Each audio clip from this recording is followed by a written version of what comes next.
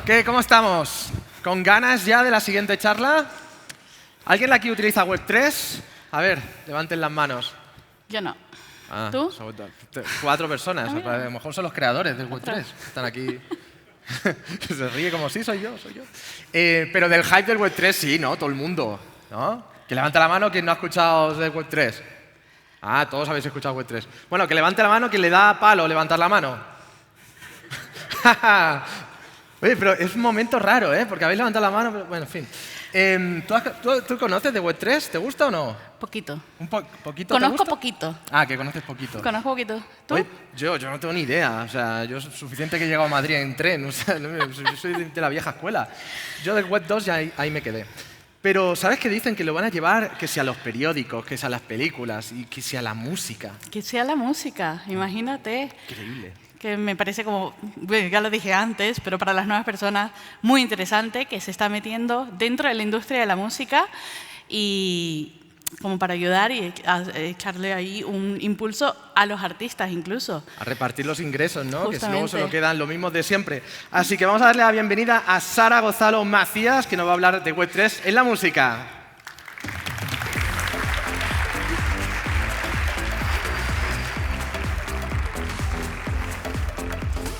Hola a todos, ¿qué tal? ¿Cómo estamos? ¿Estamos con energía todavía? ¿Con ganas de comer ya prontito? Bueno, bienvenidos. Me llamo Sara Gonzalo y trabajo en YouTube Music. Llevo toda la parte de como partner engineers, la relación entre el equipo de producto y la industria. Y estudié aquí en la Carlos III hace poquito, quizá no tampoco. Pero bueno, hoy estoy aquí como Sara. Es verdad que trabajo en YouTube y vais a ver cosas, números y un poco de información de cómo funciona YouTube por dentro en algunas partes, pero estoy aquí como Sara, no como YouTube. Y vamos a hablar un poco de la música y de la tecnología. ¿Por qué? Bueno, porque últimamente es de lo que se habla en el sector. Hace 10 años considerar la tecnología como parte de la industria de la música era algo que se empezaba a hablar. Hace 20 años ni siquiera lo consideraban y hoy en día es imposible pensar en la música o en la industria de la música sin la parte técnica. Entonces, ¿de qué vamos a hablar? Estos iconos antes eran rojos, muy bonitos, pero bueno, el formato cambia. Vamos a hablar de cómo ha evolucionado la industria de la música gracias a la tecnología, qué está pasando ahora y qué puede pasar en el futuro. ¿Qué es lo que se están viendo, los trends? Entonces, empecemos un poquito con de dónde viene todo esto. Vale. Os voy a pedir participar, aunque he visto que antes no había mucha gente con ganas de participar, así que bueno, poco a poco. ¿Quién sabe qué es esto y qué se inventó en 1877? ¿Fermín? No. Ah, es un micrófono. Es un micrófono. ¿Y por qué? Porque creo que todo esto empezó en ese preciso momento. Hoy en día están un poco más evolucionados, como podéis ver, pero sí, esto es un micrófono. Y he considerado que eso era un buen punto de ver dónde empezábamos con la parte de tecnología. No voy a ir súper despacio en esto, pero sí, después del micrófono pues vinieron los auriculares y después los vinilos, que seguro que todos vosotros tenéis alguno, o la mayoría de vosotros seguro que tenéis alguno todavía. Pasamos a los amplificadores. 1963, el cassette, que últimamente los hipsters están comprando más cassettes, están volviendo.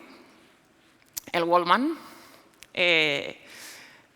Yo me considero suficientemente vieja, que tengo alguno en casa todavía. El CD, que nos hemos olvidado de él, pero sigue existiendo. Y voy a parar un momento antes de seguir con la historia y para un dato un poco interesante. Por cierto, mi presentación está en Spanglish, que es un poco como hablo yo a veces, porque bueno, trabajo todo el rato en inglés, todo es en inglés y normalmente estoy acostumbrada a presentar en inglés. Así que si meto algún término así raro, perdón. El caso, no sé si lo sabéis, pero más de un 48% de los vinilos que se compran nunca se usan. Y de hecho, un 7% de la gente que compra vinilos ni siquiera tiene una forma de poder usarlos en casa. Seguro que hay alguno aquí que está por ahí. Siempre que pongo este dato, siempre hay alguno que es como baja la cabeza diciendo mierda. Ya me han descubierto. Pero bueno, sigamos. Sigamos porque en 1991 apareció... ¿Hay algún friki de la música por aquí que sepa lo que es esto? ¿Qué es esto? Un Pro Tools. Sí, bueno, más o menos. En el 95 empezó el MP3, el MP3. Y en el 97 apareció lo que ha explotado en los últimos años. ¿Alguien identifica qué es esto? El autotune, correcto. En 1999 apareció Napster, que murió poquitos años después, pero creo que fue como determinante para todo lo que ha pasado después. En 2001 el iPod. Y en 2003, aunque no lo he puesto aquí, iTunes Store. 2005 Pandora y otro servicio apareció en 2005. ¿Alguien tiene alguna idea de cuál? ¿Cuál? iTunes, YouTube. Correcto. Y en 2006 Spotify. ¿Y por qué paro ahí con la historia? Porque creo que este es el momento que es determinante. Es el momento en el que la industria cambia por completo. Es como el punto de no retorno. Empieza a haber streaming, las discográficas empiezan a cabrear, empieza a haber, no sé si habéis visto el documental de Spotify o os habéis leído de la historia un poquito, pero digamos que la industria no estaba tan feliz con estos servicios. Con Napster consiguieron que se acabase, pero con los otros, pues como les costaba un poquito más, porque era un poco más legal. Y resumiendo, qué pasó en la industria, y esto es del 77 al 2017, y os contaré un poquito más qué ha pasado en los últimos años después. Como podéis ver aquí, en la imagen, justo cuando Napster nació, fue como el pico de ganancias para la industria. Y un 95% se debía a los CDs, a la compra de CDs, que es increíble. Y a partir de ahí, por lo que sea, pues empezaron como a perder revenue, empezaron a perder dinerito y se empezaron como a preocupar. Y por eso todos los problemas con Spotify y todos los problemas con streaming. A ver si va. Y lo podéis ver aquí, cómo la parte de ganancias fue cambiando y fue evolucionando. ¿Por qué estoy contando todo esto, aunque parezca irrelevante en la parte de tecnología? Porque el cambio a streaming significa un cambio también en la industria totalmente. O sea, cambia la forma de ganar dinero. E inicialmente teníamos la parte física, tenían la parte de performance rights, que como veréis eso se ha mantenido más o menos, y aparece una nueva forma de ganar dinero que es streaming, que antes ni siquiera consideraban, que de hecho estaban totalmente en contra de ello. Vale.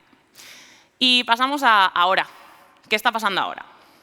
Vale, antes de entrar en este punto, os voy a dar como un crash course, o sea, como un curso súper rápido en derechos musicales y en cómo funciona. ¿Por qué? Porque creo que es muy necesario para entender toda la industria y entender cómo la tecnología puede cambiar el sistema actual. Este es como el viaje que pasa en una canción. Empezamos con los publishers, que en este caso, por ejemplo, en España sería la SGAE o la Collection Society. Esos representan la composición, que lo voy a explicar en un momento.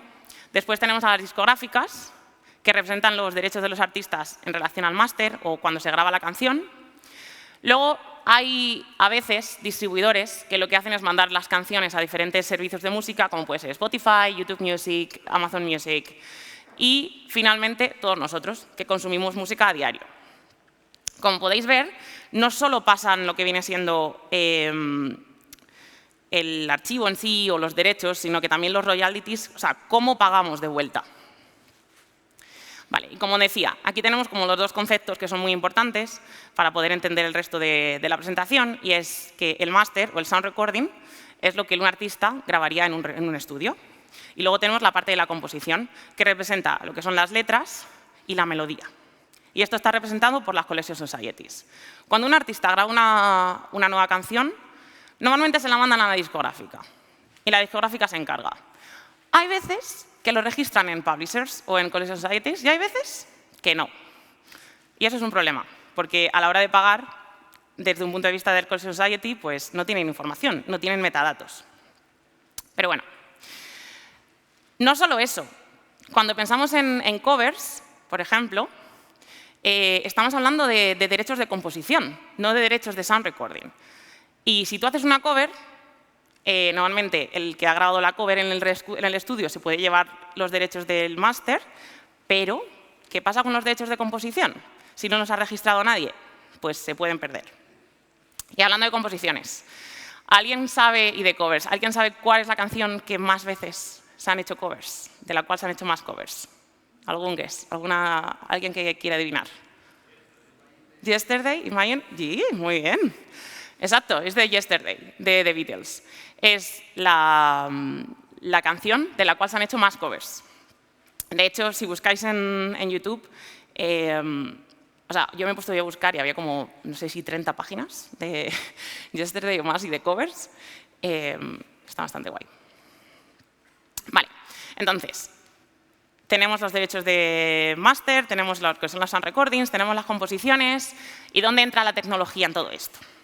Bueno, la tecnología entra en el momento en el que tenemos servicios abiertos y plataformas, como son YouTube, como es TikTok, donde cualquiera puede subir un vídeo cantando, con música por detrás, y tenemos que pagar a los artistas, y tenemos que pagar a los songwriters. ¿Y cómo lo hacemos? ¿De qué nos ayudamos? Pues efectivamente nos ayudamos de la tecnología. Y cuando YouTube empezó en 2005, y empezamos a intentar firmar contratos con discográficas, hubo un punto que fue como, pues igual, un cambio de visión, que era como, vale, firmamos los contratos, os mandamos las canciones, pero ¿qué vais a hacer para identificar si alguien sube mi canción? ¿Cómo me vais a pagar? Y ahí empezó Content ID. Content ID es un sistema de reconocimiento, como puede ser cuando estáis en la discoteca y queréis saber la canción que está sonando y utilizáis Shazam. Es similar, es bastante más avanzado, diría, porque hacemos reconocimiento a 3 niveles. A nivel audiovisual, a nivel de audio, que es lo que decía antes de la parte de sound recording, y a nivel de melodía o de composición, que por eso era importante que entendiéramos los conceptos. ¿Y esto qué nos permite? Bueno, pues esto nos permite poder pagar a los artistas y a los songwriters y a los compositores en todos los niveles. Y solo para que os hagáis una idea, se suben más de 500 horas de vídeo al minuto a YouTube, ¿vale? O sea, yo creo que llevo hablando como 7 minutos, 8 minutos, si hacéis las cuentas. No tenemos horas en nuestra vida para poder ver todo el contenido que se ha subido en los últimos 5 minutos. Es impresionante. ¿Y esto qué genera? Esto genera más de 50 millones de reference files. Reference files son los archivos que nosotros guardamos y procesamos para poder comparar cuando alguien sube un vídeo. ¿Y con esto qué conseguimos? Pues conseguimos el numerito que está abajo. Conseguimos poder pagar a la industria. De hecho, 1/3 de los ingresos que les damos a la música de la industria musical proviene de lo que identificamos con Content ID. Eso significa con contenido que suben los fans o subimos cualquiera de nosotros con música de la cual no tenemos derechos. Y aquí comentaré un poco más después en la parte de licencias y cómo está evolucionando, pero después, vale. ¿Y cómo funciona YouTube en la parte de música? Para gestionar todas estas locuras, lo que hacemos es guardar toda la información en una cosa que llamamos assets. Y los assets tienen como cuatro pilares. Tiene de quién es ese asset, cuál es la match policy, o sea, qué pasa cuando encuentro un archivo que coincide con esta melodía o con este archivo audiovisual, los metadatos, que es súper importante y ojalá encontremos una forma de organizarlos bien, y la referencia, que es el vídeo así, el audio en sí, o en la composición no hay referencia como tal. Vale. Y entonces así es como nos organizamos. Voy a ir súper rápido en este sentido. Si tenemos un vídeo musical, tendríamos un Music Video Asset que tiene identificador de Music Video Asset. Si tenemos un Lyric Video, lo que tendría o lo que haría match sería la parte de audio, que es el Sound Recording, y el identificador es el ISRC. Y en la parte de composición tenemos los ISWCs y identificamos lo que son las covers. Vale. Entonces, volvemos un poquito a lo de la canción, a lo que hemos comentado antes. Y ahora imaginaros que sois Sony y que de repente tenéis 10 servicios a los que tenéis que mandar la canción nueva de Shakira. Os mandan la canción y decir, hey, quiero tener esta canción en los 10 servicios disponibles de streaming mañana. Y cada servicio os pide una cosa diferente y que lo mandéis en un formato diferente y con una API diferente. Os volvéis locos. Sería imposible. De hecho, pasa, más o menos. Pero, por una vez en la vida, la industria de la música se puso de acuerdo y generaron un estándar. Por haceros una idea, esto pasa muy poco. El hecho de tener un estándar dentro de la industria de la música es súper raro. Así que tener el estándar de delivery, de cómo se mandan las cosas a los diferentes streaming services, es súper importante. Y es lo que llamamos DDEX. Como he dicho, es simplemente un XML schema que está publicado. Cada año hay como dos reuniones donde nos juntamos y decimos, hey, ¿qué añadimos? Todos los streaming services, todas las discográficas aparecen allí y decimos, pues mira, necesitamos, pues ahora contenido de shorts, necesitamos identificar qué parte de la canción quieres que aparezca cuando la mandamos. O que necesitamos un nuevo tag para identificar licencias o similar. Y esto pasa en las reuniones y va evolucionando.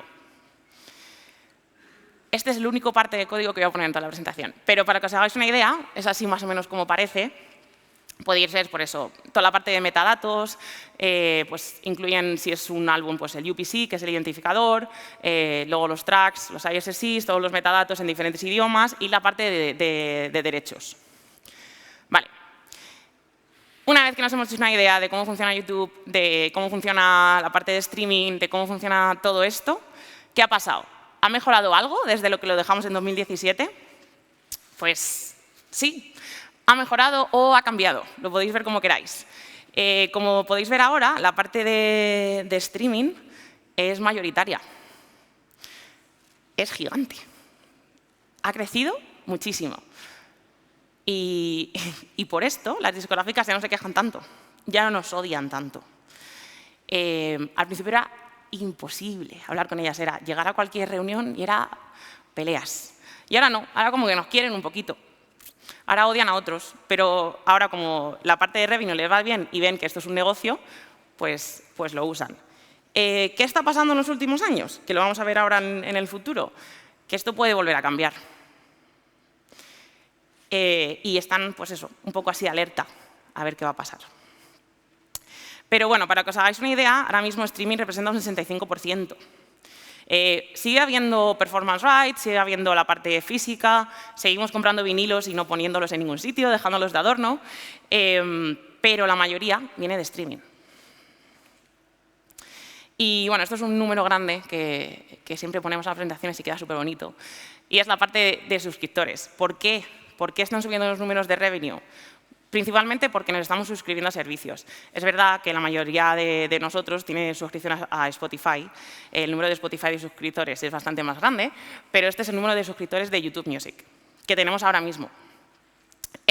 Lanzamos hace poquito, hace 3 años. Entonces, el hecho de que la gente esté concienciada de que tiene que pagar por este tipo de servicios está mejorando los servicios y la industria y un poquito a los artistas. Pero bueno, sigamos. ¿Qué va a pasar? Estamos en un momento en el que ya llevamos unos años en el que todo es felicidad, qué bien va todo esto. Tuvimos el momento de COVID, donde de repente había 1.500 live streams al día y la parte de conciertos se fue un poco al garete. Pero ¿qué va a pasar ahora? Vale, he puesto 2 temas aquí y de hecho quería comentar 3. Voy a empezar con el primero, y el primero que no está en las slides, en las diapositivas, es la parte de licencias.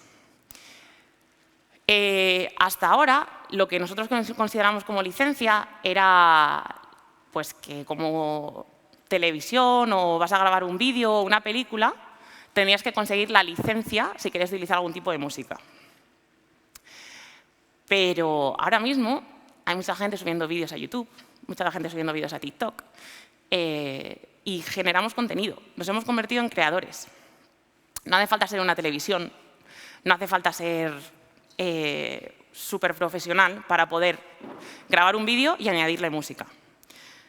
Entonces nos encontramos con una situación en la cual, si quieres licenciar esa música como persona, tienes que hablar con todos los publishers del mundo y al menos con una discográfica. Al menos. Como os imagináis, esto es prácticamente imposible. Con lo cual, lo que llamamos microlicensing, que es licenciar una canción como a nivel personal, es algo que era básicamente imposible hasta ahora. Pero gracias a servicios como YouTube o TikTok, esto está mejorando. De hecho, en YouTube hemos lanzado como un servicio para microlicensing en Estados Unidos, que exactamente es lo que hace, que puedas comprar una licencia de música y utilizarla en tu vídeo y poder monetizar. Pero sé que hay muchas compañías que están trabajando también en eso, en ese servicio de microlicensing, que es facilitar la parte de licencias. Y esa parte de la industria es algo que está explotando y va a explotar y no se ha tocado hasta ahora. ¿Y por qué? Porque hasta entonces o hasta ahora era imposible hacer esto sin la parte técnica. Era firmar contratos, hablar con 1.500 personas, era imposible. Pero ahora tenemos todos los metadatos, tenemos toda la tecnología para poder identificar quién está usando estas canciones, con lo cual se facilita. Pero aparte de eso, ¿qué es lo que estaban comentando nuestros compis antes? Web3.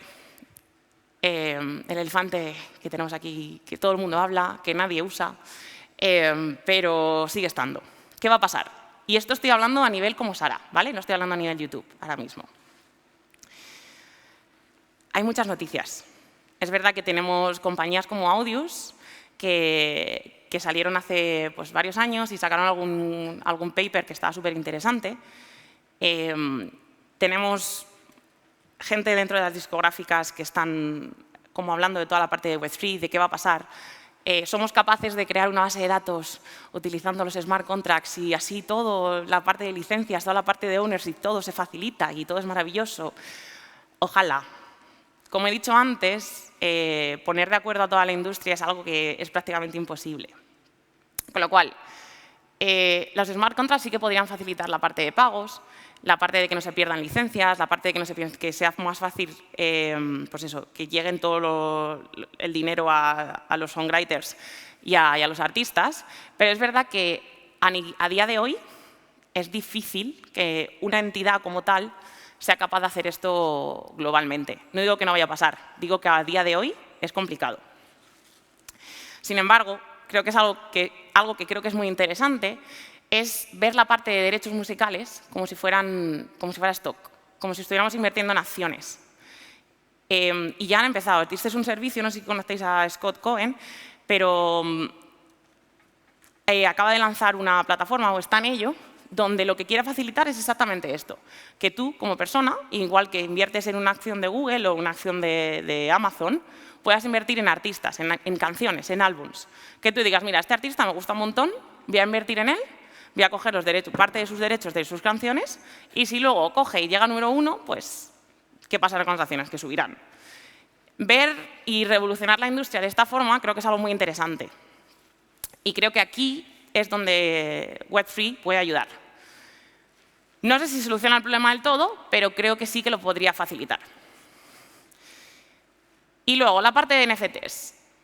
Hace un año era de lo único que se hablaba. Hubo un boom, todo el mundo hablaba de ello, todo el mundo quería trabajar en ello, todo el mundo compraba NFTs.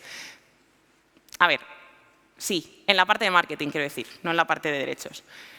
Muy bien. Y es verdad que han estado ahí y siguen estando y creo que se siguen utilizando, pero es verdad que en la parte de la industria cada vez se habla menos de ellos, como a nivel de marketing. ¿Funcionará en la parte de derechos y que la gente empiece a lanzar canciones como NFTs? Puede ser. Pero ahora mismo es verdad que está como un poco parado. Y el otro tema, que creo que es el tercero y el último del que quería hablar, en relación a lo que va a pasar en el futuro, lo que puede pasar, es la parte de inteligencia artificial. Esto sí que es verdad que es como el trending topic de los últimos meses, para bien o para mal. Y la inteligencia artificial puede modificar las cosas en la industria y las está modificando en 3 áreas. Creo la primera es la producción musical, la parte de cómo generamos, pues lo que estábamos hablando antes del Pro Tools, cómo facilitamos todo esto. Pues hay diferentes empresas que están haciendo estos y utilidades. He puesto unas cuantas aquí, lo podéis mirar después.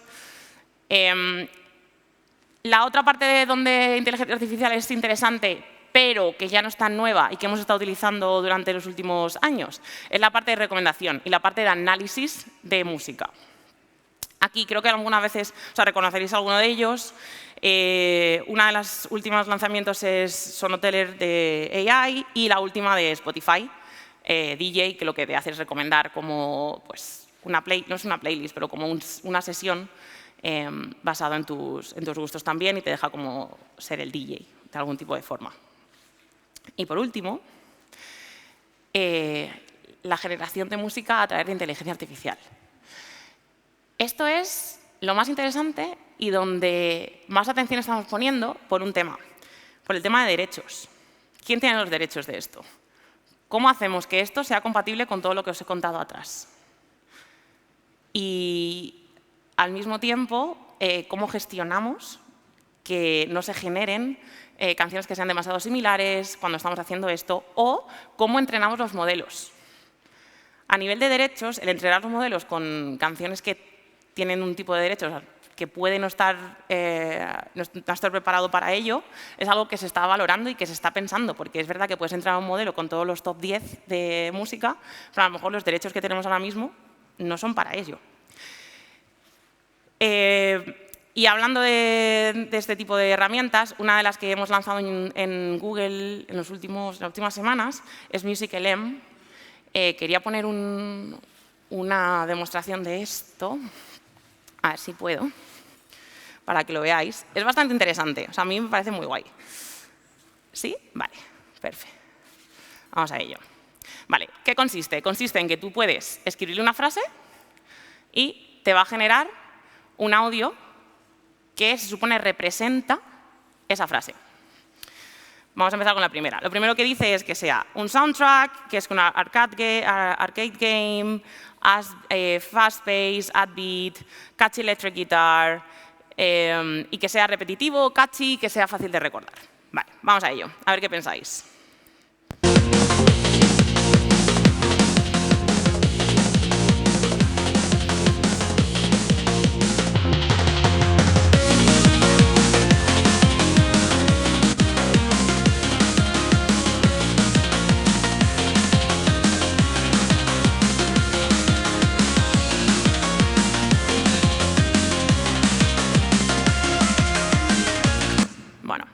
Ni tan mal, ¿no?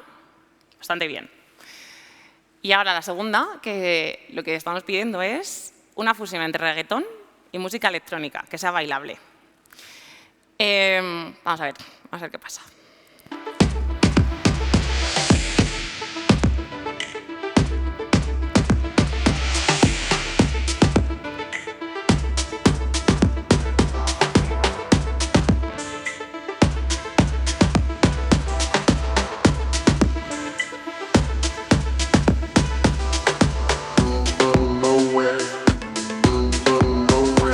Bueno, os hacen una idea. Creo que el sistema ha entendido que tiene como la base rítmica de tin, tin, tin, tin. No sé si esto va a funcionar ahora. Creo que tengo que salir. Pero sí, esa es como la nueva herramienta que lanzamos hace poquito. Está en la parte de research, más que lanzado que estemos usando. Pero creo que es bastante interesante. Y se me ocurren muchísimas ideas que podemos utilizar este tipo de servicios. Y creo que estamos en otro punto en el cual la industria va a cambiar en los próximos años, igual que cambió y que hemos visto. Y no sé, quizá la parte de los revenues pueda cambiar en los próximos años y veamos una diferencia de aquí a 5 años.